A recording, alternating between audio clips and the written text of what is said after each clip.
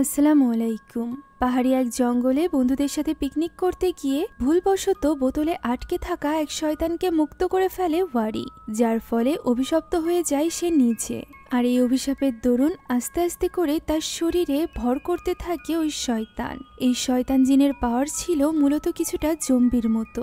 সে যাকে কামড়াতো এবং তার উপর রিচুয়াল করা মাত্রই সে পরিণত হতো তার মতোই একটা জম্বি শয়তানে। এখন হোস্টেলে থাকা ২৭ জন স্টুডেন্টের মধ্য থেকে অনেক স্টুডেন্টরাই এরকম জম্বি শয়তানে পরিণত হয়। এমন পরিস্থিতিতে বাকি স্টুডেন্টরা কিভাবে বাঁচবে? না তো তারা পালাতে পারছিল, না তো এই শয়তানদেরকে মারতে। তাদের পরিণতি কি হতে চলেছে জানতে হলে দেখতে হবে আজকের এই পুরো গল্পটি, যার নাম রাসুক অর্থাৎ আসর। তো চলুন আর দেরি না করে সরাসরি চলে যাওয়া যাক গল্পে। গল্পের শুরুতে আমরা একটা বয়েজ হোস্টেলের দৃশ্য দেখতে পাই, যেখানে রুমে বসে একজন ছেলে স্ক্রোলিং করছিল। এমন সময় আচমকা বিদ্যুৎ চমকে ওঠে এবং কারেন্ট চলে যায়, ফলে চারিদিক অন্ধকার হয়ে পড়ে। সেই সাথে নেটওয়ার্কও থাকে না। ছেলেটি তাই তো বিরক্ত হচ্ছিল, এমন সময় পেছন থেকে কারোর একটা গোংড়ানোর আওয়াজ শোনা যায়। সেদিকে তাকাতেই সে অন্ধকারের মধ্যে কাউকে দাঁড়িয়ে থাকতে দেখতে পায়। কে জিজ্ঞাসা করলে অপর পাশ থেকে কোনো উত্তর আসে না। তবে অন্ধকারে থাকা ছেলেটি যখন আলোর কাছে আসে তখন দেখা যায় তার বিভৎস রূপ, যাকে দেখতে কোনো জম্বি থেকে কোনো অংশে কম ছিল না। ফলে তার আক্রমণে সুস্থ ছেলেটি অনেক বেশি ভয় পেয়ে যায় এবং সেখান থেকে দৌড়ে পালাতে আরম্ভ করে। সে চিৎকার করে আশপাশ থেকে সাহায্য চাইছিল, কিন্তু তাকে সাহায্য করার মতো সেখানে কেউই ছিল না। এভাবেই পালাতে পালাতে সে একটা রুমের ভেতরে ঢুকে বিছানার নিচে লুকিয়ে পড়ে।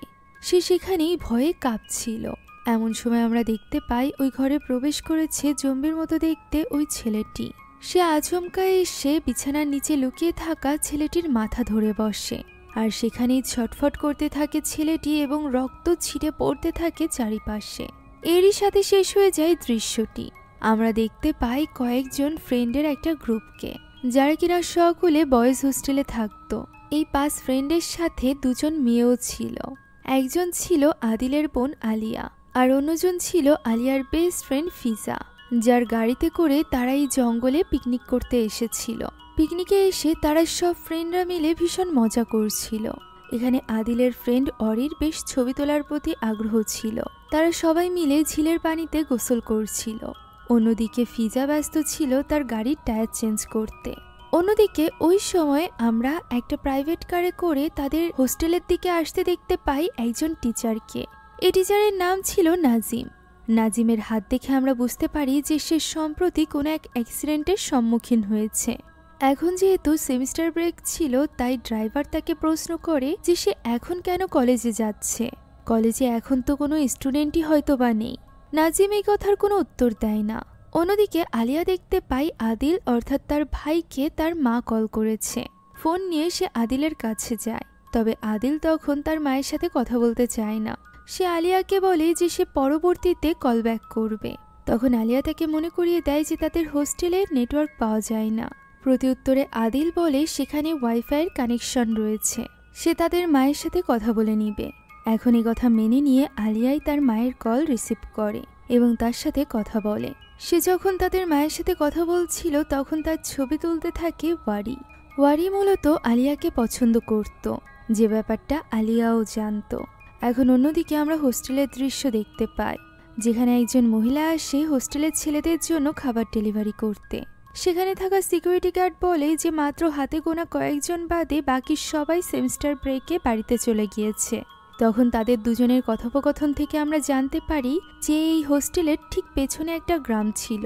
প্রায় ১ সপ্তাহ আগে সেখানে কিছু একটা ঘটেছিল, যে ভয়ঙ্কর ঘটনার দরুন বেশ কয়েকজন পজেসড হয়ে গিয়েছিল।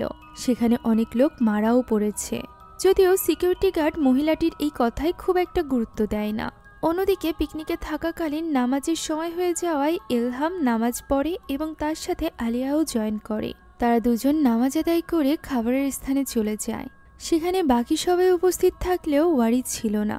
সে তো জঙ্গলের মাঝে ঘুরে বেড়াচ্ছিল এবং ছবি তুলে বেড়াচ্ছিল। এটা করার সময় আচমকাই জঙ্গলের পথে তার পায়ে একটা ছোট্ট কাচের বোতল বাঁধে, যেটার মুখ লাল একটা সুতো দিয়ে পেঁচানো ছিল। সেই সাথে এই বোতলের উপরেও কিছু একটা লেখা ছিল। এইসব ব্যাপারে খুব একটা গুরুত্ব না দিয়ে ওয়ারি এখানে এই বোতলটির মুখ খুলে ফেলে। সাথে সাথে ধোঁয়ার মতো কিছু একটা বের হয় বোতলটি থেকে। আশপাশ থেকে ফিসফিসানির আওয়াজ শোনা যায়, ফলে ভয়ে ওয়ারির হাত থেকে বোতলটি নিচে পড়ে যায় এবং ভেঙে যায়। এর ভেতর থেকে কালো লিকুইড টাইপের কিছু একটা বের হয়। সেই সাথে ছোট্ট একটা পুতুলের মতো কিছু একটা ছিল, যেটা সে দেখছিল এবং ছবি তুলছিল। এমন সময় পিছ থেকে তার নাম ধরে কেউ যেন ডাক দেয়, তবে সেখানে তো কেউই ছিল না। অপর পাশ থেকেও ডাক শোনা যায়, তবে সেখানেও কেউই ছিল না। এমন সময় তার বন্ধুরা তাকে ডাকতে থাকে, ফলে সে আর এইসবে গুরুত্ব না দিয়ে সেদিকে চলে যায়। আর ঠিক তখনই আমরা দেখতে পাই যে স্থানে সে বোতল ভেঙেছিল তার পাশে একটা গাছে অদ্ভুত কিছু কালো জাদুর মন্ত্র লেখা ছিল। সেই সাথে ছিল অসংখ্য বোতল। দেখে মনে হচ্ছিল এখানে কেউ উপাসনা করেছে কোনো ভয়ানক শক্তির। এখন অন্যদিকে আমরা দেখতে পাই হোস্টেলে খাবার রেখে ওই মহিলা যখন চলে যাচ্ছিল তখনই সেখানে চলে আসে নাজিম। নাজিমকে দেখে ওই মহিলা এবং সিকিউরিটি গার্ড দুজনে একটু অবাক হয়। টিচার নাজিম ওয়ার্ডেনের খোঁজে ভেতরে চলে যায়। তখন সিকিউরিটি গার্ডের মাধ্যমে আমরা জানতে পারি নাজিম মূলত অ্যাক্সিডেন্টের পর থেকে ছুটিতে ছিল, এখনও তার ছুটিতে থাকার কথা। আর এই কারণেই তারা অবাক হয়েছিল এই সময় তাকে ফিরতে দেখে। ওয়ার্ডেনের ঘরে যাওয়ার পর জানা যায় যে নাজিমকে মূলত ওয়ার্ডেনই ডেকে পাঠিয়েছে, কারণ একদিনের জন্য তাকে স্টুডেন্টদের খেয়াল রাখতে হবে। ওয়ার্ডেনের কিছু ইমার্জেন্সি কাজ চলে এসেছে, আর এর জন্য সে নাজিমকে দুঃখ প্রকাশ করে। নাজিম নিজেও বাড়িতে থাকতে চাইছিল না, সেও একটু চেঞ্জ চাইছিল, আর এই কারণেই সে এই ব্যাপারটা নিয়ে দুঃখী ছিল না। এখন ওই রাতে মোট 27 জন স্টুডেন্ট এই হোস্টেলে থাকবে। ওয়ার্ডেনের ঘরে থেকে তাদেরই খেয়াল রাখবে নাজিম। ওয়ার্ডেন যখন তাকে বলে যে আজ মাগরিবের ওক্তে নামাজের সময় সেই যেন ইমাম হয়, যেমনটি সে এতদিন হয়ে এসেছে, তবে এখানে নাজিম বলে অন্য কাউকে ডেকে নিতে। ফলে আমরা বুঝতে পারি ওই অ্যাক্সিডেন্টের কারণে নাজিম মূলত মহান আল্লাহ তাআলার দিক থেকে মুখ ফিরিয়ে নিয়েছিল, যে ব্যাপারটা নিয়ে খারাপ লাগে ওয়ার্ডেনেরও। এখন সে সেখান থেকে সরাসরি চলে আসে ওয়ার্ডেনের ঘরে। সেখানে এসে নাজিম অনেক দুঃখী হয়ে পড়ে। সে তার পকেট থেকে তার স্ত্রী এবং সন্তানদের ছবি বের করে। তার স্ত্রী এবং 2 ছেলে মেয়ে ছিল। এই অ্যাক্সিডেন্টের কারণেই তাদেরকে হারাতে হয়েছে নাজিমকে। আর এই কারণেই মূলত মহান আল্লাহ তাআলার এই বিচার সে কিছুতেই মেনে নিতে পারছিল না। এখন এদিকে আদিলদের রওনা দিতে বেশ দেরি হয়ে যায়। সন্ধ্যা হয়ে গিয়েছিল এবং ওয়ার্ডেনও হোস্টেল থেকে চলে গিয়েছিল, যে কারণে সিকিউরিটি গার্ড দরজা আটকে দিয়ে বাইরে কোথাও চলে যায়। তখনই মেন দরজার কাছে এসে পৌঁছায় ফিজা সব স্টুডেন্টদের নিয়ে। তবে গেট বন্ধ দেখে তারা বুঝতে পারছিল না যে তারা ভেতরে কিভাবে প্রবেশ করবে। তখনই তাদের মধ্য থেকে একজন ফ্রেন্ড নিকের মাথায় একটা বুদ্ধি আসে। সে ফিজাকে বলে মেন রোডের কাছে নিয়ে গিয়ে তাদেরকে নামিয়ে দিতে। মেন রোডের সাথে এই হোস্টেলের যে পকেট গেটটা ছিল সেটা দিয়ে ভেতরে প্রবেশ করা যেত। এখন সেখানে নামিয়ে দেওয়ার পর আদিল তার বোন আলিয়াকে বিদায় জানায় এবং তার কাছ থেকে কিছু টাকা রেখে দেয়। এখানে তাদের কনভারসেশন থেকে আমরা বুঝতে পারি আলিয়ার খুব আদরের ছিল আদিল। তারা দুজন আসলে যমজ ভাই বোন, আর এই কারণেই তারা একজন আরেকজনকে প্রচণ্ড ভালোবাসত। সেই সাথে ফিজারও মনে হচ্ছিল যে ওয়ারি হয়তো বা আলিয়াকে পছন্দ করে, তবে আলিয়া তার কথাই খুব একটা গুরুত্ব দেয় না। এখন তারা সকলে ভেতরে প্রবেশ করে। সবার শেষে ছিল ওয়ারি, যাকে ভেতরে প্রবেশ করতে দিচ্ছিল না আদিল। সে এখানে ওয়ারির কাছে জিজ্ঞাসা করে যে সে আলিয়াকে পছন্দ করে কিনা। ওয়ারি জিজ্ঞাসা করে যে এতে কি কোনো সমস্যা আছে। আদিল বলে সমস্যা তো আছেই, সে তার দুলাভাই হতে চলেছে। এই ব্যাপারটা নিয়ে 2 বন্ধু মজা করতে করতে ভেতরে প্রবেশ করে। তবে তারা কিছুতেই ওয়ার্ডেনের হাতে ধরা পড়তে চাইছিল না। তারা সকলে যেহেতু সেমিস্টার ব্রেকে ছিল, তাই তারা নিশ্চিত হয়ে যায় যে টিচাররা কেউ হোস্টেলে নেই। আর এই কারণেই টিচার রুমের সামনে দিয়েই তারা ভেতরে প্রবেশ করবে বলে ঠিক করে। এখন তারা নির্ভয়ে ভেতরের দিকে যাচ্ছিল। এমন সময় অরি একটা অন্ধকার ঘর থেকে তার নামের ডাক শুনতে পায়। সেদিকে এগিয়ে গেলে সে কাউকেই দেখতে পায় না, তাই তো ফোনের টর্চ জ্বালিয়ে সে ভেতরে দেখার চেষ্টা করে। এরপরও সেখানে কাউকেই দেখা যায় না, তাই তো সে চলে আসছিল। এমন সময় আমরা ঠিকই ওই কণ্ঠের ডাক শুনতে পাই, যেদিকে খেয়াল না করে অরি চলে আসে। এদিকে অরিকে এতটা পিছে দেখে আদিল একটু অবাক হয় এবং তাকে এর কারণ জিজ্ঞাসা করে। তবে ওয়ারি তার সাথে এই অদ্ভুত অনুভূতির ব্যাপারে শেয়ার করে না। এখন তারা মজা করতে করতে গিয়ে পৌঁছায় নিজেদের হোস্টেল রুমে। সেখানে গিয়েই তারা হতবাক হয়ে যায়, কেননা টিচার নাজিম তাদের জন্য অপেক্ষা করছিল। তারা যখন বাহানা করতে থাকে যে তারা নামাজ পড়ছিল, তখন নাজিম এখানে লিস্ট বের করে, যেখানে মাত্র 7 জন স্টুডেন্টই আজকে নামাজে জয়েন করেছিল, যাদের মধ্যে তাদের নাম নেই।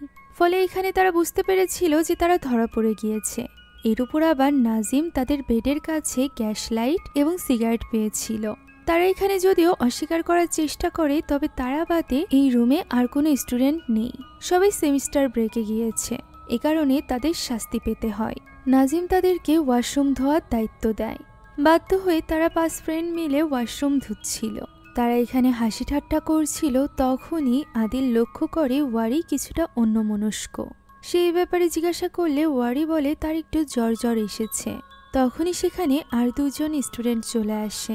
অন্যদিকে ওই সময় আমরা নাজিমকে দেখতে পাই যে কিনা ওই সিগারেটের বক্স এবং গ্যাস লাইট নিয়ে নিজের রুমে রাখে এবং এইসব নিয়েই ভাবতে থাকে। এমন সময় হঠাৎই বিদ্যুৎ চমকায়, বজ্রপাত হয়ে ট্রান্সমিটার ব্লাস্ট হয়ে যায়, যার ফলে পুরো কলেজে বৈদ্যুতিক সংযোগ বিচ্ছিন্ন হয়ে পড়ে। অন্ধকারে ছেয়ে যায় চারপাশ। ফলে কলেজের ওয়াইফাই কানেকশনে চলে যায়। কলেজটি এমন স্থানে ছিল যেখানে কোনো রকম নেটওয়ার্কই ছিল না। ফলে আদিল চিন্তায় পড়ে যায় যে সে তার মায়ের সাথে কিভাবে কথা বলবে। এইসব চিন্তা ভুলে 4 জন মিলে কাজ করতে থাকে এবং মজা করতে থাকে। ওই সময় ওয়ারি একাকী দাঁড়িয়েছিল, যেখানে হঠাৎ করে সে ওই কণ্ঠের বারবার ডাক শুনতে পায়, যা শুনে এবার তার শরীর খারাপ হতে শুরু হয়। তার ওই দৃশ্যগুলো চোখে ভাসতে থাকে যেগুলো আমরা ওই জঙ্গলে দেখেছিলাম, অর্থাৎ কালো জাদুর সব জিনিসপত্রের দৃশ্য। এগুলো দেখতে দেখতেই হঠাৎ করে তার বমি হতে শুরু করে। তার মুখ থেকে রক্ত পড়ছিল। তার এই আওয়াজ শুনে সবাই তার কাছে ছুটে আসে এবং ওয়ারিকে এইভাবে অসুস্থ হয়ে পড়তে দেখে তাকে রুমে নিয়ে যাওয়া হয়। বিছানায় শুয়ে দেওয়ার পর আদিল লক্ষ্য করে ওয়ারির গায়ে অনেক জ্বর। তার কপালে হাত দেওয়া যাচ্ছিল না। হুট করে তাকে এইভাবে অসুস্থ হয়ে পড়তে দেখে তারা ভীষণ চিন্তিত হয়ে পড়ে। তাই তো আদিল তখনই বেরিয়ে পড়ে টিচারের কাছে যাওয়ার জন্য, যাতে করে মেডিসিন আনতে পারে। সে সেখান থেকে বেরিয়ে যাওয়ার পরপরই হঠাৎ করে ওয়ারি ছটফট করতে থাকে, যেন তার শরীরের ভেতরে কিছু একটা হয়ে যাচ্ছিল, যার উপর তার নিজের কোনো কন্ট্রোলই ছিল না। অন্যদিকে ওই সময় আমরা টিচার নাজিমকে দেখতে পাই যে কিনা সিকিউরিটি গার্ডের কাছে গিয়েছিল কেন কারেন্ট গিয়েছে এই ব্যাপারে শুনতে। তবে এখন যেহেতু ইলেকট্রিশিয়ান ডাকতে হবে, তাই কাল সকালের আগে কারেন্ট আসবে না। এই ব্যাপারটা নিয়ে একটু চিন্তিত হয়ে পড়ে নাজিম। সেই স্টুডেন্টদের দিকে ঠিকভাবে খেয়াল রাখতে বলে সেখান থেকে ভেতরে চলে যায়। ভেতরে গিয়ে সে নিজের রুমের সামনে দেখতে পায় আদিলকে। আদিল যখন ওয়ারির অসুস্থতার কথা বলে, তখন তার মনে হয় সে হয়তোবা মিথ্যা বাহানা বানাচ্ছে কাজ থেকে বাঁচার জন্য। তবে আদিল তাকে তার সাথে যেতে বলে। ওই সময় আমরা ওয়ারিকে দেখতে পাই, যার মুখ থেকে কালো লিকুইড বের হচ্ছিল। তাকে কোনোভাবেই ধরে রাখতে পারছিল না নিক, স্যাম এবং এলহাম। একবারে তার মুখ থেকে অনেকখানি লিকুইড বের হয় এবং সে শান্ত হয়ে পড়ে। এলহাম তাকে দেখতে এগিয়ে গেলে সে আক্রমণাত্মক হয়ে ওঠে, যা দেখে তারা 3 জনই ভীষণ ভয় পেয়ে যায়। তার চোখ পুরোপুরি কালো হয়ে গিয়েছিল এবং সে এক জম্বির মতো ব্যবহার করছিল। সে এখানে তার এই ভয়ঙ্কর রূপ নিয়ে এগিয়ে যাচ্ছিল এলহামের দিকে। এলহাম এটা দেখে অনেকটা ভয় পেয়ে গিয়েছিল। এমন সময় সেখানে এসে পৌঁছায় আদিল এবং নাজিম। ওয়ারির মুখে লাইট পড়া মাত্রই সে সেখান থেকে পালিয়ে যায়। এই আক্রমণের দরুন নিক পড়ে গিয়ে মাথায় আঘাত পেয়ে অজ্ঞান হয়ে গিয়েছিল। তাই তাকে নিয়ে যাওয়া হয় নাজিম অর্থাৎ ওয়ার্ডেনের রুমে। সেখানে নিয়ে গিয়ে তাকে শুইয়ে দেওয়া হয়। এরপর নাজিম তাদেরকে জিজ্ঞাসা করে যে কি হয়েছে সবকিছু খুলে বলতে। সবটা শোনার পরও নাজিম বুঝতে পারছিল না যে ওয়ারির আসলে কি হয়েছে। এদিকে কারেন্ট না থাকায় ওয়াইফাই এবং টেলিফোনে কোনো রকম লাইন ছিল না। এছাড়া পুরো কলেজে নেটওয়ার্ক পাওয়া যেত শুধুমাত্র একটা নির্দিষ্ট স্থানে। যেটার ব্যাপারে জানার পর নাজিম আদিলকে নিয়ে বেরিয়ে পড়ে ওই স্পটে যাওয়ার জন্য, যাতে করে যোগাযোগের মাধ্যমে তারা বাইরে থেকে কোনো সাহায্য আনতে পারে। বাকি 3 জন ওই রুমেই দরজা আটকে বসেছিল। অন্যদিকে ওয়ারিও কিন্তু শান্ত ছিল না। সে এখানে থাকা আরেকজন স্টুডেন্টকে একা ওয়াশরুমে পায় এবং তাকে কামড়ে দেয়। আর এরপর সে ওই রক্ত নিয়ে তার মুখের উপরে ওই মন্ত্রগুলো লিখতে থাকে যেগুলো ওই গাছে লেখা ছিল।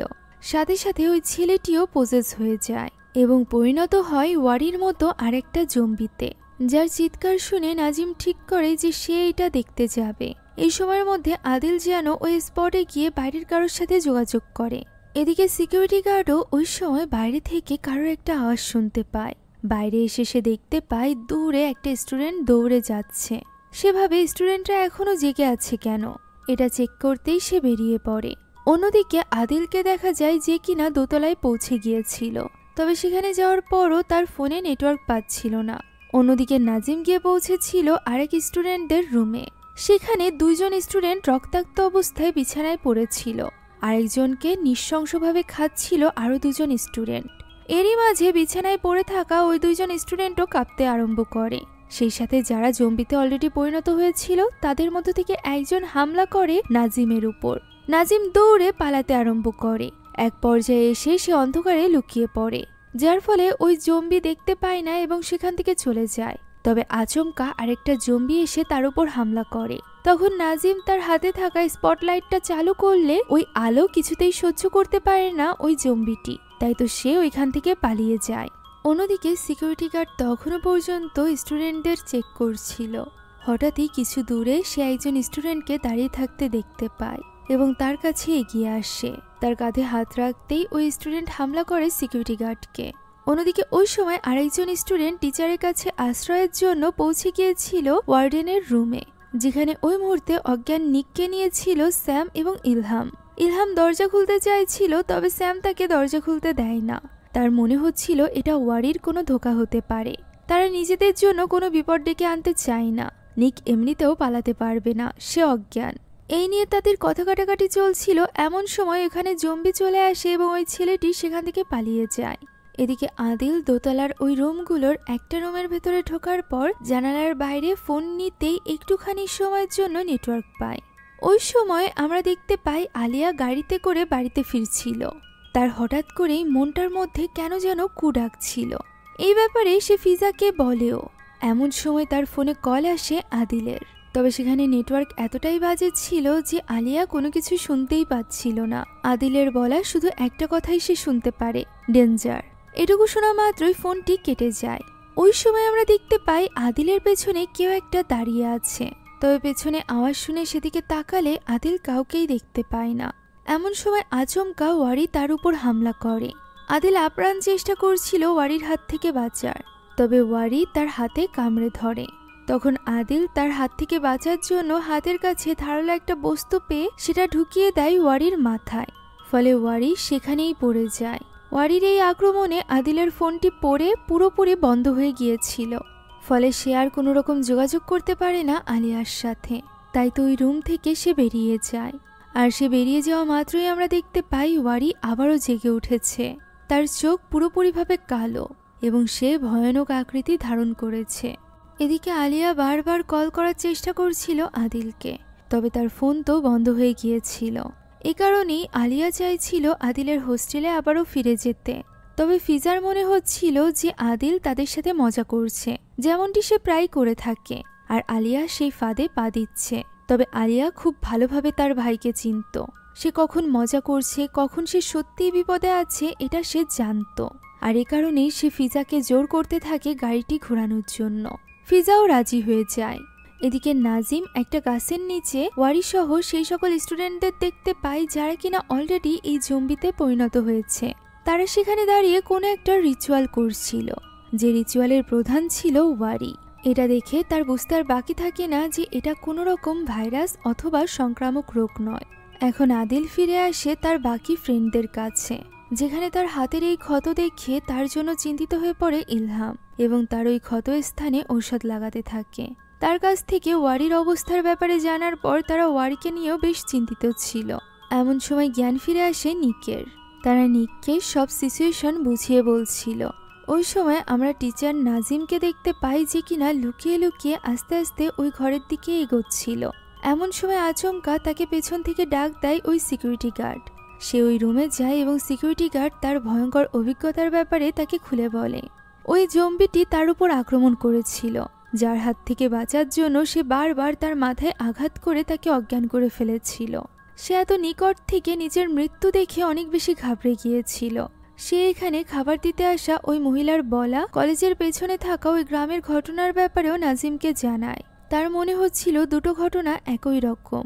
ফলে নাজিমও অনেকটা চিন্তিত হয়ে পড়ে।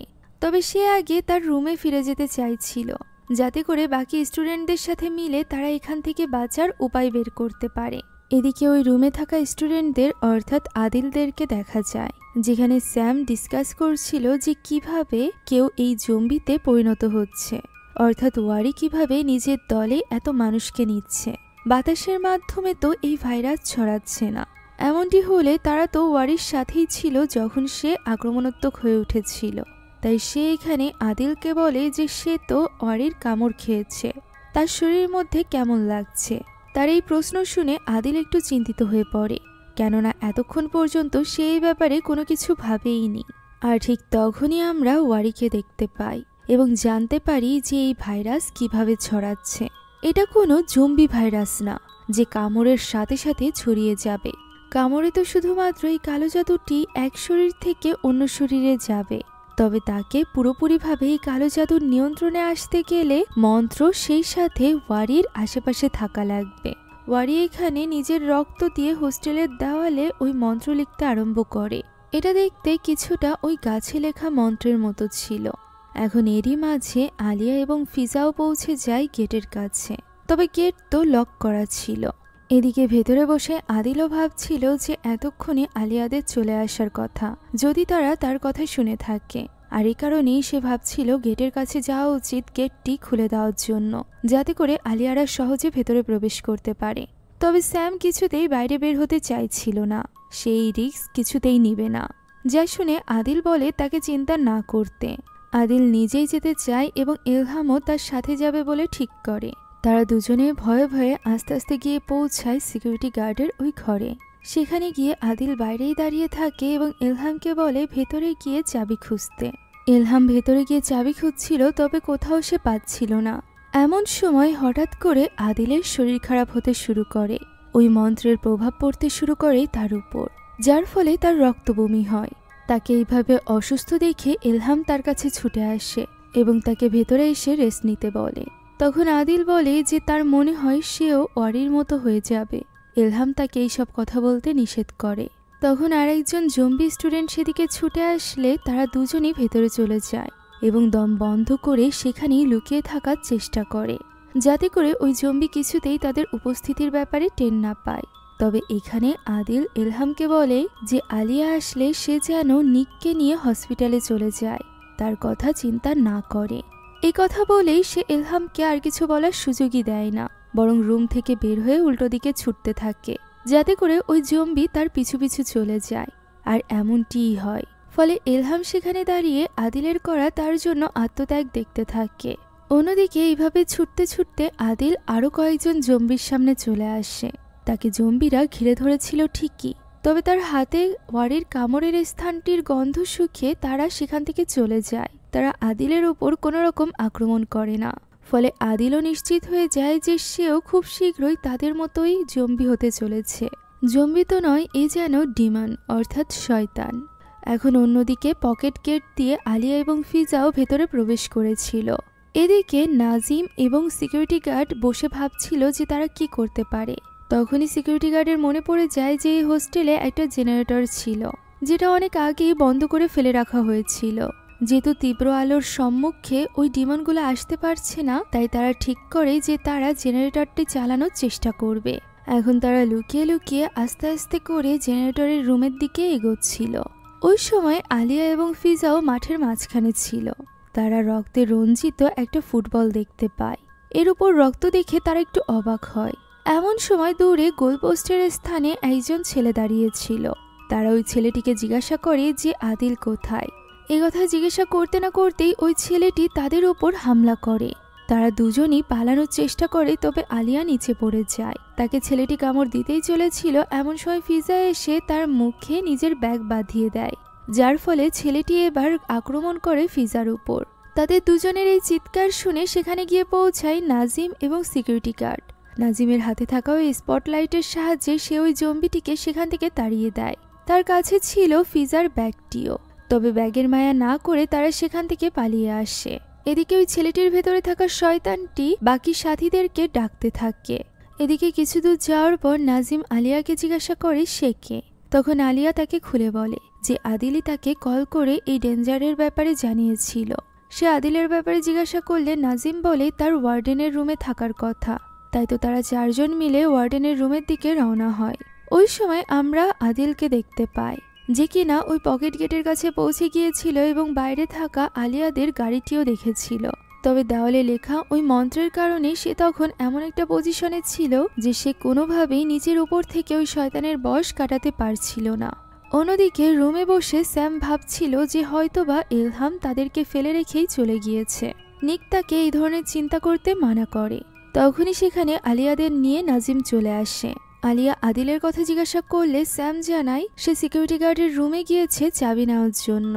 সিকিউরিটি গার্ড তখন বলে সে চাবি তো নিজের সাথে করে নিয়ে এসেছে। তখনই সেখানে চলে আসে ইলহাম। আলিয়া ইলহামের কাছে জিজ্ঞাসা করে আদিলের ব্যাপারে। ইলহাম কোনো উত্তর দিতে পারছিল না।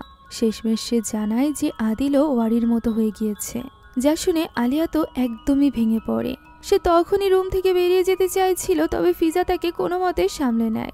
সে সেখানেই বসে কাঁদছিল। তখনই স্যাম হঠাৎ করে ইলহামকেই এর জন্য দায়ী করতে থাকে। তার মনে হচ্ছিল বাইরে যাওয়ার কারণেই আদিলের এমনটি হয়েছে, ভেতরে বসে থাকলে তারা সেফ থাকতো। তখন ইলহাম বলে যে সে তখনও আরেকজন স্টুডেন্টকে সাহায্য করতে দেয়নি, যে কিনা তাদের কাছে এসে দরজা ধাক্কিয়ে সাহায্য চাইছিল। তার মতো স্বার্থপর ইলহাম কিছুতেই হতে পারবে না। সে শুধুমাত্র নিজের কথাই ভাবে। এই নিয়ে তাদের দুজনের মধ্যে হাতাহাতি শুরু হয়ে গেলে সিকিউরিটি গার্ড তাদেরকে থামায়। ইলহাম জিজ্ঞাসা করে যে ফিজার গাড়ি কোথায়। ফিজা বলে গাড়ি তো পকেট গেটের সামনে, তবে যে ব্যাগের ভেতরে গাড়ির চাবি ছিল সেটা তো একটা জম্বি ছেলের গলায়।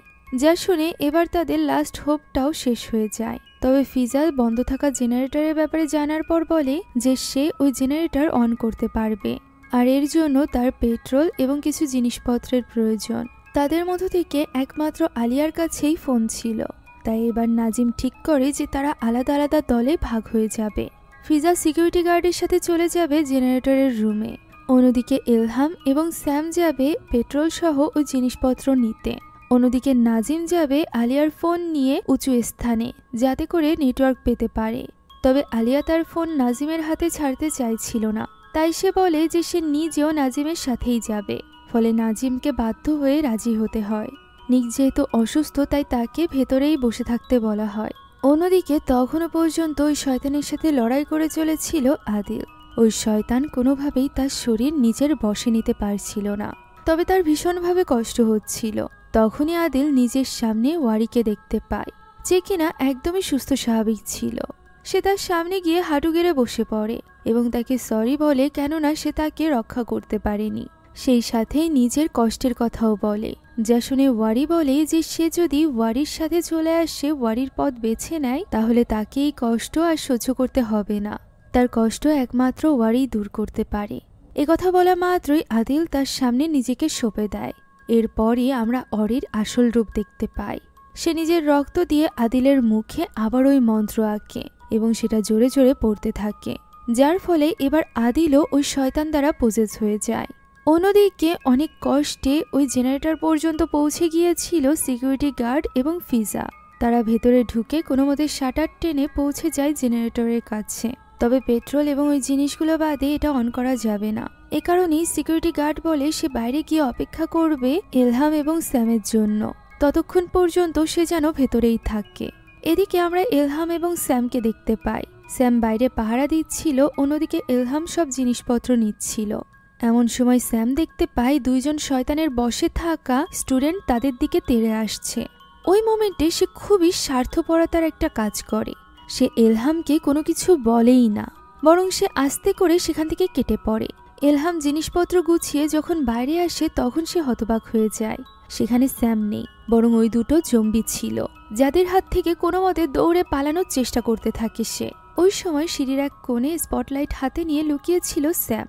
এই স্পটলাইট দিয়ে সে খুব সহজেই ইলহামকে সাহায্য করতে পারত, কিন্তু এই পথ বেছে না নিয়ে সে চলে যায় নিকের কাছে। সেখানে গিয়ে সে নিককে জানায় ইলহাম অলরেডি মারা গিয়েছে। সে নিজের চোখে দেখেছে এটা।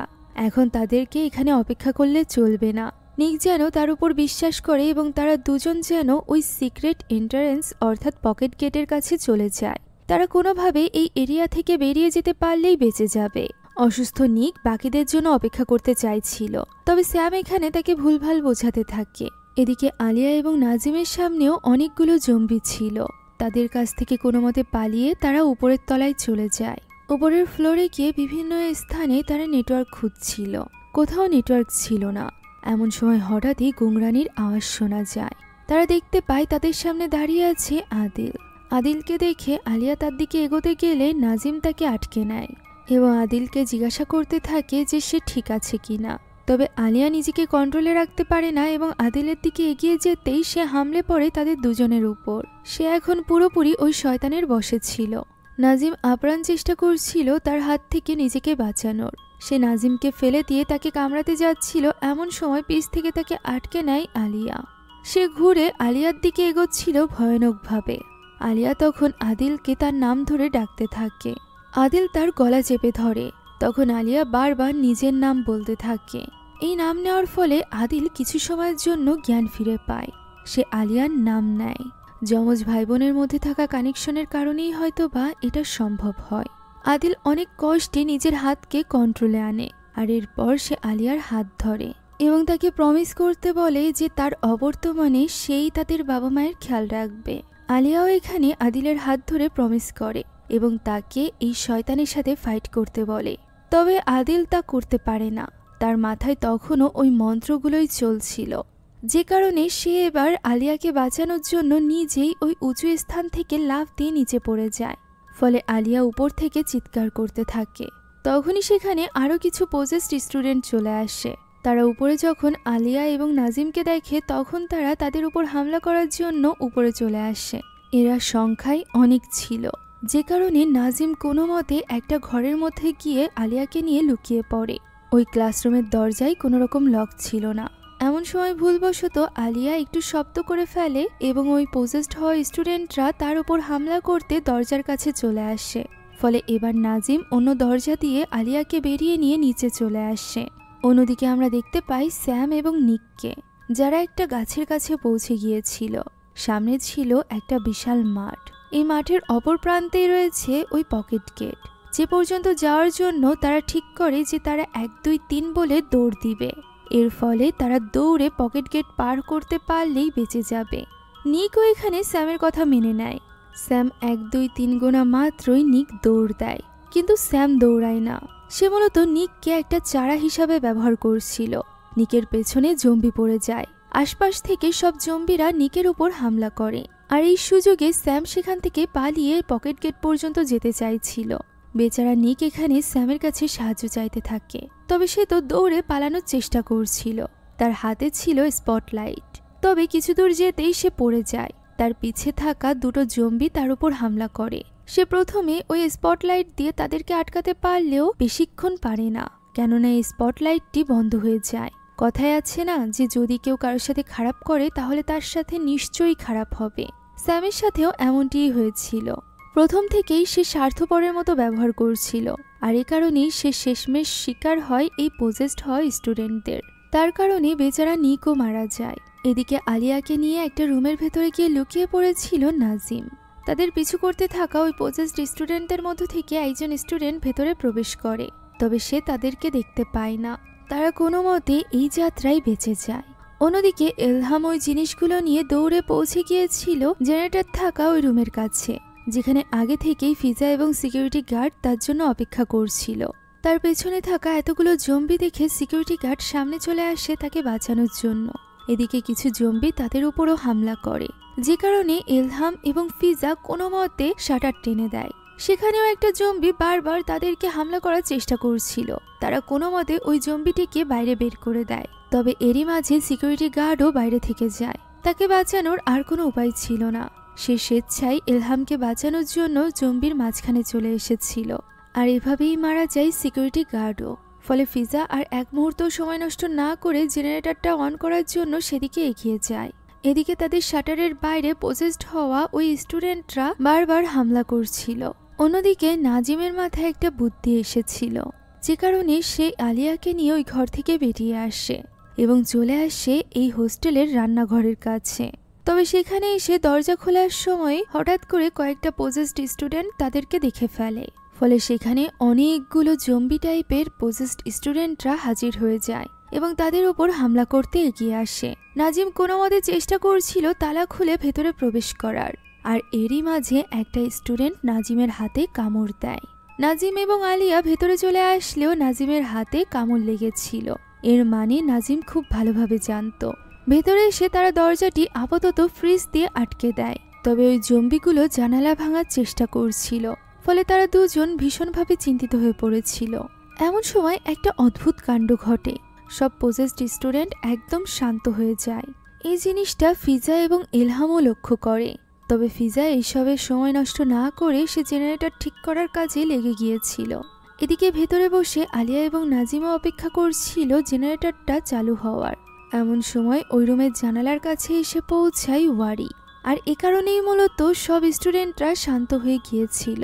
সে এখানে নাজিমের নাম ধরে ডাকতে থাকে, যা শুনে নাজিম এবার জানালার কাছে এগিয়ে যায়। তখন ওয়ারি বলে তাকে ফলো করতে। তাকে অনুসরণ করলেই নাজিমের কষ্ট কমে যাবে। নাজিম জিজ্ঞাসা করে যে সে তার কষ্টের ব্যাপারে কি জানে। তখন ওয়ারি বলে সে সব কিছু জানে, তার ছেলে মেয়েকে হারানোর কথা, ওই অ্যাক্সিডেন্টের কথা। সে কি এমন পাপ করেছিল যে তার সাথে এমনটি হয়েছিল, কেন তাকে এতটা কষ্ট সহ্য করতে হলো।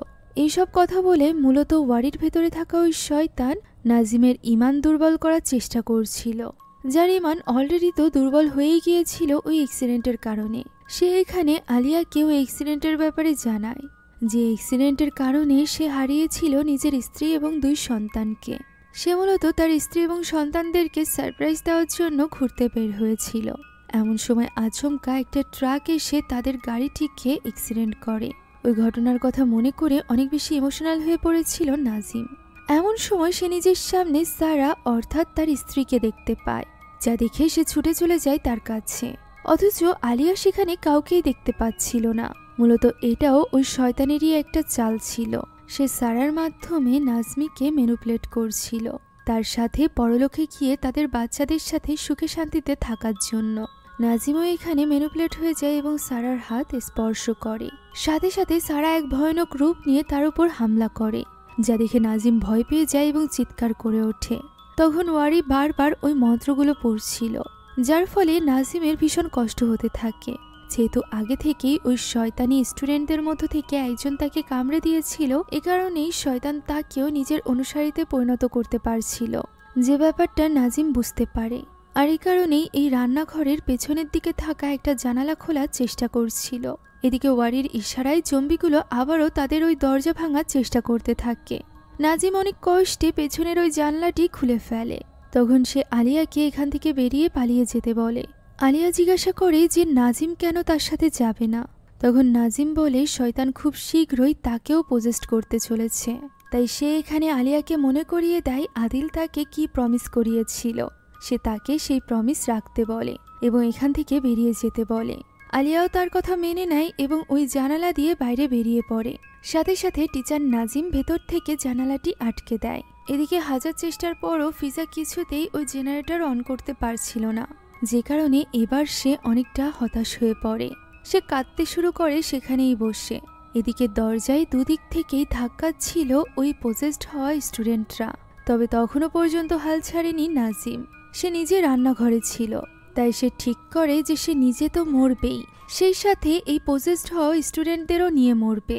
আর এ কারণেই সেখানে থাকা গ্যাসের পাইপের লাইন সে খুলে দেয়। সে বুঝতে পেরেছিল যেহেতু এই স্পটলাইটে এই শয়তানদের কষ্ট হয়, এর মানে নিশ্চয়ই আগুনে পুড়িয়ে তাদেরকে মারা যাবে। তাই তো সে গ্যাসের মুখগুলো খুলছিল এবং একই সাথে আয়াতুল কুরসি পাঠ করছিল। শেষ সময় সে নিজেকে সঁপে দিচ্ছিল মহান আল্লাহ তাআলার নিকটে। সে একটা চেয়ার নিয়ে বসে পড়ে এবং পকেটে থাকা তার ফ্যামিলির ফটো দেখতে থাকে। জিনিসটা সে ঠিক করে নিচ্ছিল। এমন সময় অন্যদিকে ওই দরজা ভেঙে ভেতরে প্রবেশ করে পজেসড হওয়া স্টুডেন্টরা। তাদের সামনে বসেছিল নাজিম। তারা এখানে ছটফট করতে করতে শান্ত হয়ে যায়, কেননা সেখানে ওয়ারি এসেছিল। ওয়ারির ভেতরে থাকা শয়তান হাসতে হাসতে নাজিমের দিকে এগিয়ে আসে এবং তার দিকে হাত বাড়িয়ে দিয়ে বলে তাকে অনুসরণ করতে। তখনই নাজিম তার দিকে তাকায় এবং নিজের হাতে থাকা গ্যাস লাইটটি বের করে, যা দেখে ওয়ারির ভেতরে থাকা শয়তান কিছু করতে পারার আগেই নাজিম গ্যাস লাইটটি জ্বালিয়ে দেয়, যার ফলে এক বিশাল আকৃতির বিস্ফোরণের সৃষ্টি হয়। সেখানে আগুন ধরে ওয়ারি সহ সব স্টুডেন্টরা মারা যায়। এরই মাঝে অনেক চেষ্টার পর ফাইনালি ফিজা জেনারেটরটা চালিয়ে দেয়। তবে যেহেতু ওয়ারি অলরেডি মারা গিয়েছিল, তাই বাইরে থাকা ওই স্টুডেন্টরাও ছটফট করতে করতে মাটিতে লুটিয়ে পড়ে। তাদের ভেতরকার শয়তানও শান্ত হয়ে যায়। আলিয়া দাঁড়িয়ে দেখতে থাকে আগুনে জ্বলতে থাকা ওই ঘরটি। তার ভীষণ খারাপ লাগছিল নাজিমের জন্য। এখন পরদিন সকাল হতেই উদ্ধারকর্মী সেখানে চলে আসে। নিউজে বলা হচ্ছিল আগুন লাগার কারণে এই হোস্টেলে থাকা 20 জন স্টুডেন্টেরও বেশি মানুষ মারা গিয়েছে। এই ইনসিডেন্টের 3 জন সার্ভাইভার রয়েছে। আরেকজনকে আহত অবস্থায় উদ্ধার করা হয়েছে ওই ঘর থেকে যেখানে আগুন লেগেছিল। আর এই ব্যক্তি আর কেউ নয় বরং ওয়ারি ছিল, যেটা আমরা তার হসপিটালের দৃশ্য দেখেই জানতে পারি। সে আচমকা চোখ মেলে, যেখানে তার 2 চোখই কালো ছিল। এদিকে বেঁচে যাওয়া আলিয়া, ফিজা এবং এলহামের কোনো কথাই কেউ বিশ্বাস করছিল না। আর এই ভয়ানক এন্ডিংয়ের মধ্য দিয়েই আজকের এই গল্পটি এখানেই শেষ হয়ে যায়। আশা করছি এই গল্পটি আপনাদের কাছে ভালো লেগেছে। যদি ভালো লেগে থাকে তাহলে একটি লাইক এবং একটি কমেন্ট করতে ভুলবেন না। আমাদের চ্যানেলে যদি আপনারা নতুন হয়ে থাকেন তাহলে please subscribe to our channel. এছাড়া আমাদের সকল ভিডিওর আপডেট পেতে এখনই জয়েন করুন আমাদের হোয়াটসঅ্যাপ চ্যানেলে। লিংক কমেন্ট বক্সে পেয়ে যাবেন। Thank you so much for watching this video. আল্লাহ হাফিজ।